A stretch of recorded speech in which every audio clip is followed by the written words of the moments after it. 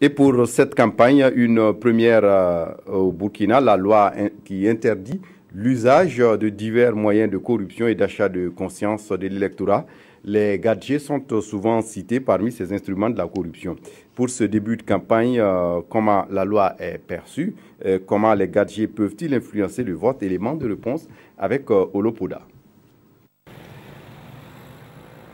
Une des innovations majeures de cette campagne électorale de 2015 est sans doute l'interdiction des gadgets.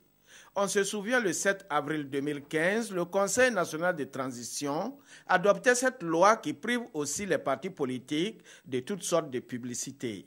Une nouvelle disposition du code électoral qui ne fait pas l'unanimité au sein des populations. Ce t-shirt, ça ne sert à rien parce que ce n'est pas ça que tu vas porter toute ta vie.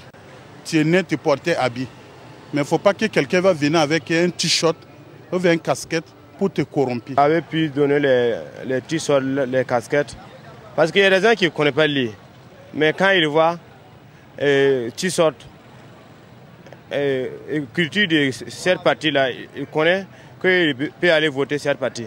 Si un ami te voit, il sait que toi tu portes cette partie. Par l'adoption de cette loi, le CNT a voulu rendre la compétition électorale saine et équitable.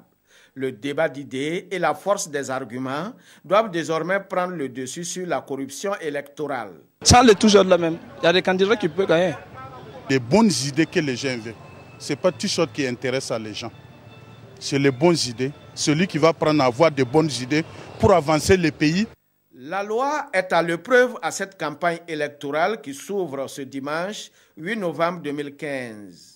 Reste à savoir si elle sera une réalité et si les partis politiques ne vont pas user de subterfuges pour contourner la loi.